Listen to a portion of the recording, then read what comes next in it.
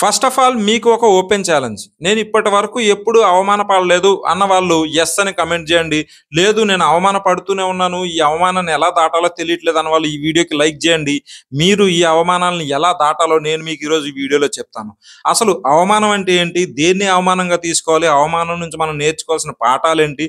అవమానాలని ఆభరణాలుగా మార్చుకుని ఎలా గెలుపొందాలి? అసలు ఎవరు అవమానిస్తారు? ఎందుకు అవమానిస్తారు? అనేది మనం ఈరోజు వీడియోలో మాట్లాడుకుందాం. Hi friends, this is Naveen Chanduri. Welcome back to my channel.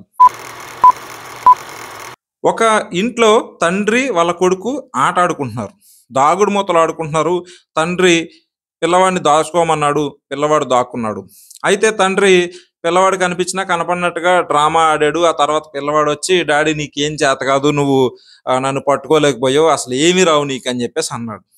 ఇక్కడ ఆ పిల్లవాడు తెలిసి తెలియని మాటలేదో మాట్లాడాడు. ఆ తండ్రి సరేలే అని చెప్పేసి లైట్ తీసుకుని వెళ్ళిపోతాడు.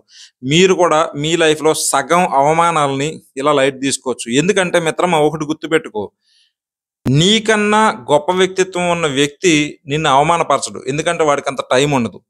నీతో పాటు సమాన వ్యక్తిత్వం ఉన్న వ్యక్తి నిన్ను కాంపిటీషన్గా ఫీల్ అయ్యి నీకన్నా ముందుకెళ్ళాలని ఆలోచిస్తాడు తప్ప నిన్ను ఎప్పుడు అవమానపరచాలని చూడు. కానీ నీకన్నా చిన్న వ్యక్తిత్వం ఉన్న వ్యక్తులు ఉంటారే, వాళ్ళు మాత్రమే నిన్ను నలుగురిలో అవమానపరిచి ఒక ఈగో సాటిస్ఫాక్షన్ లేదా వాళ్ళ యొక్క జెలసీతో నిన్ను అవమానపరచాలని చూస్తారు. అయినా సరే మిత్రమా, ఈ అవమానాల్ని చిరునవ్వుతో ఎదుర్కో.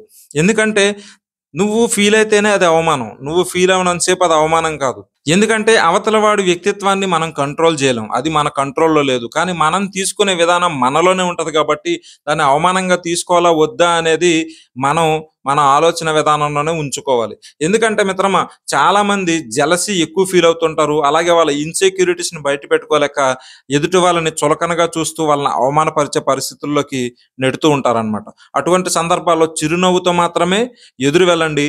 ఎట్ ద సేమ్ టైం వాటి నుంచి కన్స్ట్రక్టివ్ ఫీడ్బ్యాక్, అంటే వాళ్ళు నిజంగానే అవమానించారా లేకపోతే అందులో నీకేమైనా మంచి చెప్తున్నారా అనేది కూడా తీసుకునే ప్రయత్నం చేయాలి. ఒక ఆఫీస్కి ఒక ఎంప్లాయీ రోజు లేట్గా వస్తున్నాడని చెప్పేసి వాళ్ళ మేనేజరు, ఎందుకు లేట్గా వస్తున్నావు, త్వరగా రా అని నలుగురిలో చెప్పాడు.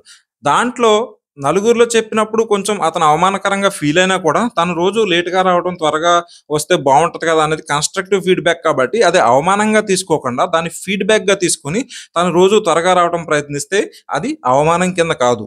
నెక్స్ట్, యూట్యూబర్స్ చాలా మంది ఉంటారు మన సబ్స్క్రైబర్స్లో.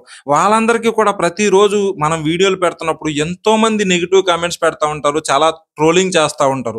వాళ్ళంతా కూడా మీకన్నా ఉన్నత వ్యక్తిత్వం ఉన్న వ్యక్తులని మీరు అనుకోవద్దు. ప్రతి దానికి ఎమోషనల్గా రియాక్ట్ అయితే మనం జీవితంలో ముందుకెళ్ళాం. ఎక్కడ ఉన్న వాళ్ళం అక్కడ ఆగిపోతాం.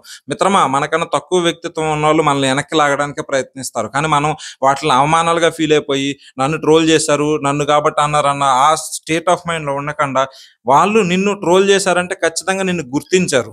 నీ దగ్గర విషయం ఉంది కాబట్టి వాళ్ళు నిన్ను ట్రోల్ చేస్తున్నారు. సో ధైర్యంగా ముందుకు అడిగి ఖచ్చితంగా నువ్వు గెలుపుని సాధిస్తావు.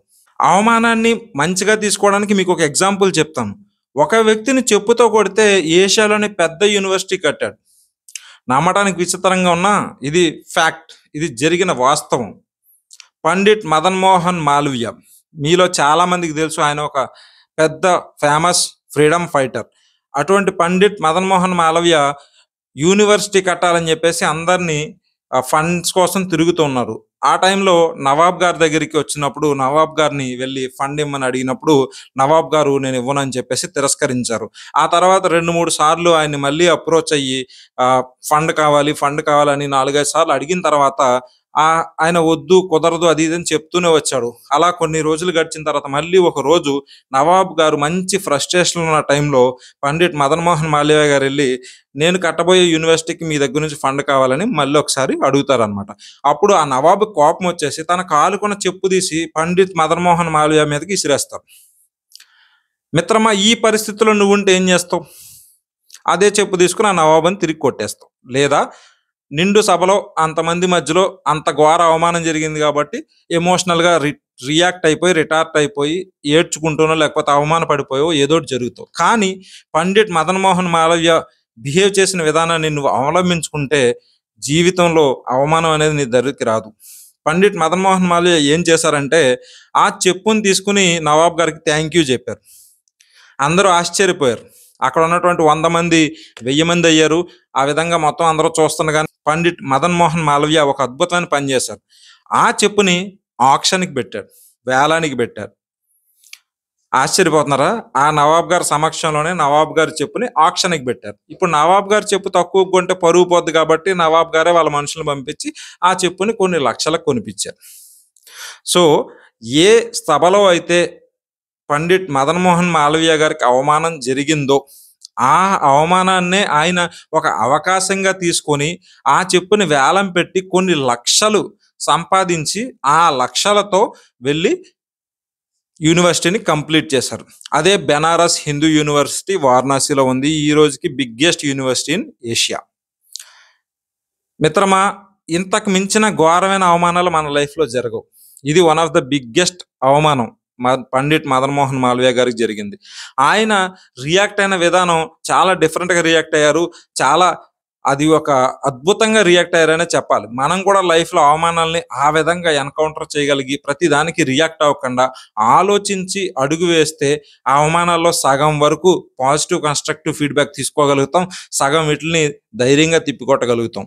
ఎందుకంటే ఒక ఫిలాసఫీ ఉంటుంది, meaning is feeling, feeling is dealing. అంటే నువ్వు తీసుకునే అర్థం, అంటే అవతలవాడు ఏదో అవమానించాడు లేదా ఆ అవమానంగా తీసుకోకుండా దాన్ని ఒక పాజిటివ్గా తీసుకొని దాని నుంచి నువ్వు ఫీల్ అయ్యే విధానం, అంటే ఎమోషనల్గా ఫీల్ అవుతున్నావా లేదా కన్స్ట్రక్టివ్గా ఫీల్ అవుతున్నావా అన్న దాన్ని బట్టి నీ స్టేట్ ఆఫ్ మైండ్ని ఫిక్స్ చేసుకున్న తర్వాత దాని నుంచి వచ్చే డీలింగ్, అంటే నువ్వు చేసే పని దాని తర్వాత, అంటే నలుగురిలో అవమానించారు కాబట్టి నేను గెలిచి చూపించి వస్తాను అనేటువంటి విధానం కూడా చేయొచ్చు అనమాట. సో ఏది ఏమైనప్పటికీ కూడా ప్రతిసారి ఏదో అవమానం జరిగిపోయినట్టు ప్రపంచం తలకిందులైపోతున్నట్టు మనం ఫీల్ అవ్వాల్సిన పని లేదు. అవతల వాడి యొక్క ఇన్సెక్యూరిటీ, అవతల వాడి యొక్క జెలసీ అందులో దాగుందా లేకపోతే పాజిటివ్గా ఉందన్న ఒక్క డిఫరెన్షియేషన్ మనం చేసుకోగలిగితే సగం అవమానాలని మనం ఈజీగా తుడిచిపెట్టేయచ్చు. ఈ వీడియోకి సంబంధించిన పార్ట్ 2 నెక్స్ట్ వీడియోలో అప్లోడ్ చేస్తాను. Until then stay tune to Naveen Chennuri. Thanks for watching.